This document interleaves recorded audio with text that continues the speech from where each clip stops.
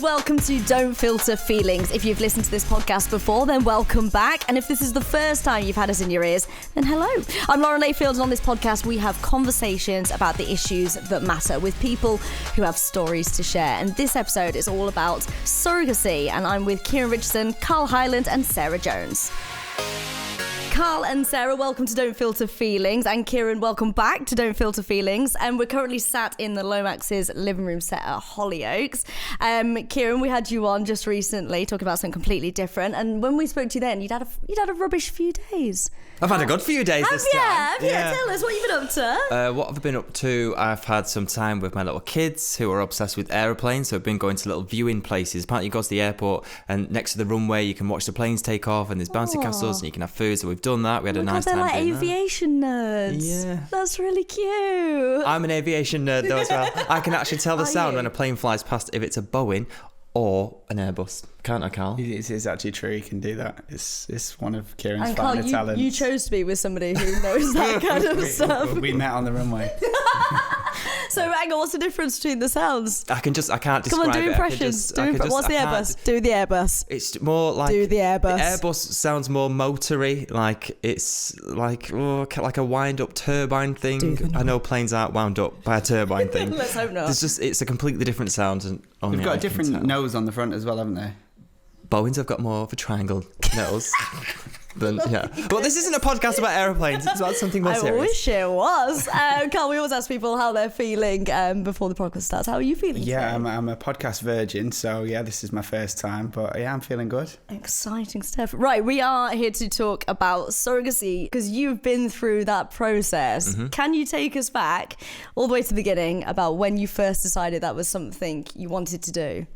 Well, it was after we got married, really, wasn't it? Back in 2015. I mean, it's something we've always wanted to do ever since being together, but with neither of us having a womb, it's obviously quite difficult. That is an issue, isn't it? Mm-hmm. Yeah. So we were trying for years, and just one day it clicked as to why it's not happening, and then we thought, how can we get this working? So I know what we need. A uterus. Yes. Yeah, so quite a show-busy story to it was... as soon as we got married, went on our honeymoon. The day we come back from the honeymoon, we had to go to the BAFTAs because Hollyoaks was nominated, which was so exciting. Wow! But then when you go, wow. Then when you go down the red carpet, all the interviews were like, "Congratulations, you've got married. Are you going to have babies?" So my answer, because we'd spoke about this, was, "Yeah, obviously we'd love to." So I think my best friend said she'd offer to be a surrogate for us. So that story went out in the newspapers the next day, and then this guy contacted me who owns a surrogacy centre called the British Surrogacy Centre.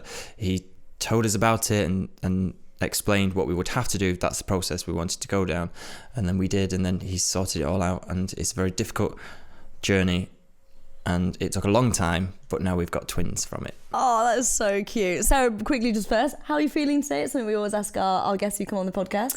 I'm feeling great today, thank you very much. Good. Yes. So can you explain for us, first of all, you're with Surrogacy UK. Yes. And what does that do? So it's an organisation, it's a not-for-profit organisation, and we basically make an environment where intended parents and surrogates can meet, build a friendship up, build a relationship, and then go on to have a baby together. Amazing. Yeah. That is amazing. Like that there is actually something out there for people who want that. And what is the process then? What would these guys have had to have gone through in order to end up with their two little twins?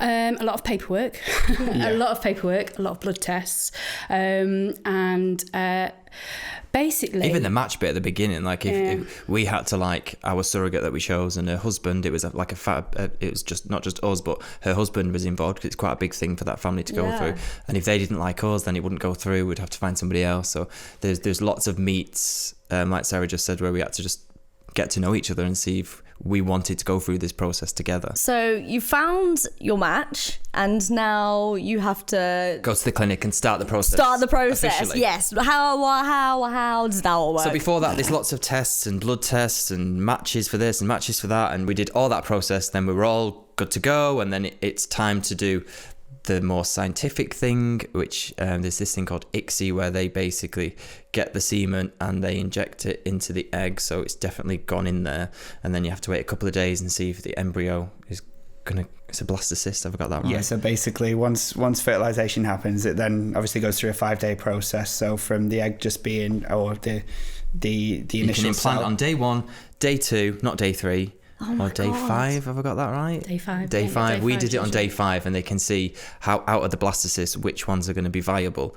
And then for the first time, we picked 2 just to have a stronger chance. So then we picked 2 embryos and we implanted them into our surrogate. So then you have the dreaded 2-week wait, where these embryos are inside, and naively, I was straight away being like, oh my God, we're going to be a dad. We're dads. That's it. It's easy as that. Yeah. But it's not as easy as that, because then after the 2 weeks, we got the sad news that neither embryo had actually worked. So we didn't have a viable pregnancy.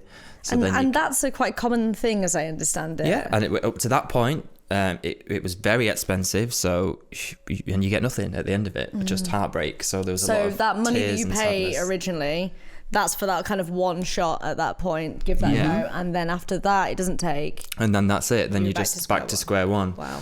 So we were devastated and quite emotional for quite a bit, and thinking, do we go through this again? Do we put ourselves through it? We still got other embryos that were frozen. So then we decided to start the process up again. And then round 2, all systems go, we're going to be dads, we're going to be dads. And then we get the 2-week wait out the way, and then it's a negative result again. Oh my God. So then we're just like, it's never going to happen for us. We've got a same-sex couple that are friends, Chantel and Lisa, and they'd gone through the same process, and they just put 1 embryo in, and it worked first time, and the embryo split, and they got twins on the first ever go. So we were like, what's wrong with us? Why is it not working for us? And then the 3rd time, it was like, let's just give it one last portion. And was it legit like, this is the last chance, we're going to do it now? Well, we were going to have a break from it, and we were going to potentially look at other options, because we've always said that we would look at adoption and things like that as well. So that was going to be the next step, but obviously it didn't need to be, because then we found out we got a viable pregnancy, and we found out that we were having one of each. But in the most amazing way, because we did the 2-week wait again. Well, it wasn't really 2 weeks this time, so we put the 2 embryos in again.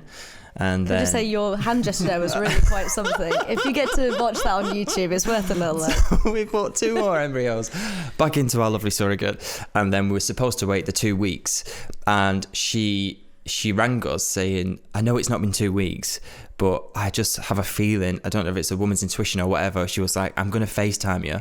I've bought loads of pregnancy tests, and they tell you not to really do that at home. No. So she FaceTimed us with the pregnancy test, and we sat there waiting, and it had been like 5 days or something. Yeah, about not 5, even a 6 couple days. of days. And then the thing said pregnant. Oh my God. And I remember I was sat in the kitchen in my dressing gown. Do you remember? Yeah. That feeling of being Screaming. like, Oh my God, that's of like just amazing. the most amazing feeling, apart from obviously the day that they were born, to just go through this process for all this time, and it actually worked. And tell us about the moment then you get the phone call then for labour. It's D-Day. We had a few times where it was going to happen, then it wasn't happening. So the week before they were born, so I think we were at 36 weeks pregnant at this point, I was sat down about to watch Eurovision, which I watch every single year because I'm obsessed with it. Dead excited. Next minute we get the call, the babies are coming. No. Like, what? Not now! Graham Norton's on the telly! Yeah, but she was actually at a wedding. So then we had to frantically drive to this wedding in the middle of nowhere. It was like 2 and a half hours. Oh yeah, my God. then literally throw her in the back of the car and then try and find a hospital. Just by the way, we didn't throw her anywhere. So- We nicely laid her in. She's like puffing and panting in the back of the car, and we're like, I headless love that chickens, you being like, ended "Where's up the being hospital?" you ended up being taxied despite the fact you were so far away. Oh my God, yeah. And then So then we went to this hospital, and they put the monitors on, and the doctors were like, it's not going to happen tonight, and you can't stay in here because there's not enough beds, so we're gonna put our surrogate in a bed, and we had to go and find a hotel. So then we're like, well, what do we do? Is it going to happen tonight? Keep the phone on loud, don't sleep through it. Then the next day we went in, and then one of the doctors was like, these babies are coming today. So I was like, oh, it's today. Then it didn't happen. Then we got sent home. So it was a massive false alarm, but a big test of like what was to come. And then and then have you done the whole kind of like packing the bag and everything, the emergency bag and everything? absolutely, yeah. And then the week after, we'd been for another scan because it was multiple pregnancies. We had to have scans every 2 weeks anyway. So then the week after we were due for our next scan, and she started when we were literally doing the scan on the belly, she started to get the pains that something was happening. Oh my God. So we were from the scan room downstairs, sent up to the labour ward, being like, this is it. Then we were sent to a hotel again. Oh my God. And then we went to bed that night, and that was the last night's sleep we've had in 2.5 years. Oh, what a night's sleep it must have been. So then the next day, we went into the hospital, and it was actually the time Hollyoaks is on at 6:30 in the evening. Oh, what a plug that was. That our children were born. Then it Sorry, kids, Dad's busy watching himself on telly. It happened, and Chase was born first, and it was just the most ridiculous feeling in the world. You can't describe it. This emotion. It's magical, isn't it? Yeah. Did you get to be there? We were at the top end. The head Her end. husband was there as well, who was amazing, like helping her through it.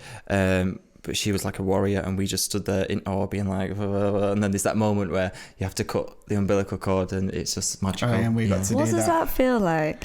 Is it weird? It's like jelly rubber. Oh no, is that what you meant, or the actual feeling? No, I didn't mean the emotional feeling. right, I okay. pure meant the disgusting slicing through human flesh feeling. It's like a rubber band, I suppose, just a thick one. But So at the time, you're not really thinking of that. You're just like, you're more just taken in by everything else that's going on. So let's talk to you now, because you can tell us the kind of flip side of the stories that the guys have been through. So can you tell us a bit about your background, because you're both parents and a surrogate as well? Yeah, so I've got 3 kids of my own, 24, 12 and 10. Well, you don't look old enough to have a 24-year-old. Yes, I am. And I've had 4 surrogate babies who are now 15, 14, 6 and 2. Amazing. So 2 years ago only. Yeah. That's the last time. Yeah, Erica was born a couple of years ago, and I've literally just had a text message this morning because she starts nursery tomorrow from her dad. Oh, cute. So, good luck, Erica. Yeah. Yeah, so she starts nursery tomorrow. So her dad's just wanted to, say thank you again. And so take us back to the beginning then. What made you first want to be a surrogate? I just thought it was such a waste for me not to help somebody. Like, at the time, I was in my 20s and I was young. And I just thought, it's a year out of my life and I can drastically change somebody else's. And then I met my first couple, and within 5 minutes, myself and the intended mother, we both say now we felt like sisters immediately. Really? There was that immediate connection. Yeah, absolutely. And we say to surrogates all the time, go on your gut instinct. Go on your gut instinct. You'll know. The right IPs are out there for you. You'll know. And you do know. And I've known every single time with each of my IPs that they were perfect for me. My same-sex IPs. IP meaning? Intended parent. Intended parent. Thank you. And my IPs have been some of my best friends. Really? So you've kept in contact with all of them then? Oh, yeah. Yeah, so all the children know where they've come from. The parents have been really open and honest about surrogacy. And because of that, they're really proud of it. Mm-hmm. My 15-year-old surrogate baby, when she was a lot younger, she took me into the school playground to show and tell. Oh. I've got a surrogate and you haven't. Oh. And she was so proud. And I think when she was about 7, I had to stop her intended mother from telling, like, the lady behind the cash desk at Tesco that I'd carried her. It's like, we're done now. You don't need to keep telling everybody. Yeah. So all the intended parents that I've worked with have been so proud of actually choosing surrogacy. They've had to choose it for various different reasons, but they've always been really proud of it. The children have been made not like with the love of 2 people, but the love of 2 different families, so they're extra special. And that's how they've been brought up. So for them, I'm just this fun woman that comes and gives them chocolate when they're not allowed now. That's my job. And I don't feel a maternal bond to them. I love them. They're great kids. But I just consider myself to be a really bad influence on them. And that is the fun part of being a surrogate. It is mind-blowing, though, for people who haven't done it, that you've said, like, oh, it's only a year of my life. But it's a year of your life. And it's giving over your body and if you were working, it could be like time out of your job and time away from your immediate kind of things that you need to do. completely selflessly for somebody else. Like how do you do that? I don't think it is selflessly. We get a lot out of it. Interesting. We get a lot out of it. We get added family. So we've got family that we choose for ourselves, which is amazing. We get all these extra uncles and aunts for our own children, because they keep in contact. My 24-year-old sent me a text message and went, I'm in Barcelona with my last IPs, and that was completely without me knowing about it, so she's got this relationship with them. My children love them all. And for me, it's being able to see not just the parents with them, but the grandparents and the aunties and the uncles and the cousins, and knowing that you've done something like that makes you really proud. And that doesn't go away just after the birth. That happens every birthday, every time you get a text message, every time, I met up with the 14-year-old the other week and we went out for dinner, and and she's just chatting about her life, and that pride just comes back. So I wouldn't say it's completely selfless. We do get a lot out of it. And what about the very first time you went through that process? Because that is obviously you've done it many times now, so you know what to expect, but the very first time must have been somewhat terrifying. It wasn't. I was excited more than terrified, because my bond has always been with the intended parents, always. They're the people that I bond with. And the pregnancy is very different, because you're not planning a nursery, you're not buying clothes, you're not picking a name, you're not thinking about that child when they're, 11, or that doesn't enter your head. You are just pregnant. Because it's strange, my friends have had babies very recently, and they're very much, the moment they found they're pregnant, everything was about decorating and getting the room ready and getting this ready and what we need the pram and all that kind of stuff. But it must be so bizarre that you don't really have to think about any of that. Yeah, so all the surrogates I've spoke to have said exactly the same thing. It's such a different pregnancy, because from the get-go, if you get pregnant, you're like, I need to pick a name, we need to do the nursery, we need to do that. But there's none of that. It is just a pregnancy. Strange. And you forget that you're pregnant. And for me, I went into labour, and my intended parents came over, and they were staying quite close so that they didn't miss the birth. And my intended father was like, I've got to do something, let me do something. So he went and did my garden while I was in the early stages. Saw that shed out, move it away from the fence. Yeah, definitely. He was good. And then, the contractions came really quickly, and they were every 2 minutes. And then we got there, and it was just really beautiful, because I'd got my IF on one hand and my IM on the other, and they were holding my hands. And Georgina was born, and she was placed on my stomach. And then I just looked over to my IM and went, she's here, your baby's here. And that's what it was. It was sort of like an out-of-body experience. It was like watching my best friend have a baby. Really? It was so surreal. It was not like, after the pain had gone, it was, at that moment, you're just really pleased that there's no more pain. Luckily enough, my intended mother, she could breastfeed. She induced lactation. So even when you've not carried a baby, you can take certain drugs and you can induce lactation. So she went over to breastfeed Georgina. And the intended father was still clung on to this hand, and I was like, go and see your baby, for God's sake. And so he sort of walked round, and every surrogate that I've ever known will say that this is the moment you do it for. You are sat there in bed, you've probably got midwives working downstairs on you still, and you look over and you just watch them. And you watch them as a family, and it must be so overwhelming for them. Well, they're not intended parents anymore, they're just parents, so they're in their own little bubble, and you just sit there, and it's kind of like being in love, little hearts coming out of your eyes, but you're just watching them, and that's what you do it for. No amount of pain, it doesn't matter. In that moment, you're watching that family, and how lovely it is for them to have skin-to-skin contact, and watching them struggle to put a baby grow on and all this sort of stuff, and that's what you do it for. Is there a financial gain as well for surrogates to do it? No, we get expenses, and it's really difficult. So how does that work? Well, at Surrogacy UK, we ask surrogates to think about everything that they might need through the pregnancy. And what happens is that those expenses are paid through the pregnancy. That's it. So it'll be things like vitamins, clothes, bras, shoes for expanding feet. you know, it might be things like things for your own children to do. You know, when you're dying of morning sickness on the sofa and you just want to be able to send your kids off to the cinema. You know, it's little things like that. It's things that the intended parents would pay for themselves if they were going through a pregnancy. Yeah. You know, so that's all it is. It's just expenses. There's anyone just tried to take the mick a bit though and gone, oh, I think there is a could do with maximum Porsche. of... Could do with a Porsche. The kids would love a Porsche. There is a maximum where you can get to where you're like, okay, it's a bit ridiculous now. It's got to be reasonable. And what's reasonable for one person is different from what's reasonable to another. So my expenses have changed considerably from when I had one child to when I had three, because I had completely different outgoings, you know, different childcare requirements and things. So my expenses have ranged quite dramatically over the last 18 years.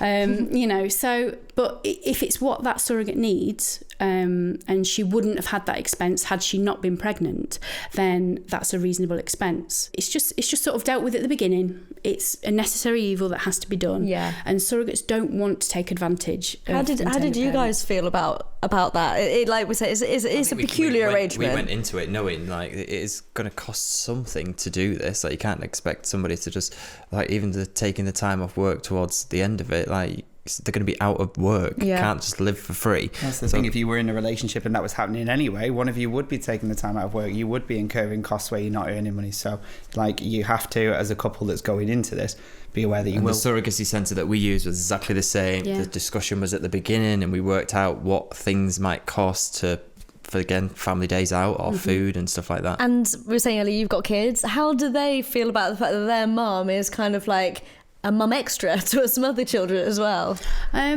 Well, my older daughter, she's just seen it as a positive. She now speaks at conferences about what it feels like to be the daughter of a surrogate, a child of a surrogate, and how much it's added value to her life. You know, so she's got these extra uncles and aunts, and you know, little kids running around that she didn't have before, and she can just see the positives in it. That's you know, really good. Yeah, and yeah. with my littler children, that's all they've ever known. You know, they've got older surrogate babies, so that's all they've ever known, and they just we're doing another surrogacy, okay, yeah, that's fine, you know. And I like that they don't even blink. Do you know, the fact that you're kind of doing this whole quite intense process all over again. Well, when I was pregnant with Elliot, who's now 6, my son was at nursery, and the nursery workers came over and whispered and said, "We know you're pregnant. Are we allowed to say anything?" And I said, "Alfie, whose is this baby?" "Michael and Nick's baby." And that's how it is. They're just not bothered. Kids just genuinely aren't bothered by these things that we worry about. Yeah. They just take it for granted, you know. That's just what it's just a totally different age now for kids growing up. It has been something that's been peculiar to us because we're a bit older and we kind of go, oh, it's science and it's all a bit kind of, oh, you're making babies and all this kind of stuff. But to kids, like I said, they're just growing up with it. Yeah. How important is it that we have surrogacy as a thing? Why is it so necessary? I think I always consider surrogacy as the next step in assisted reproduction. It's your next step after IVF. You know, you've got all the bits there. They're just not all in the same person. So if we didn't have surrogacy, you're denying all of these people who would be absolutely amazing parents the opportunity to actually do it.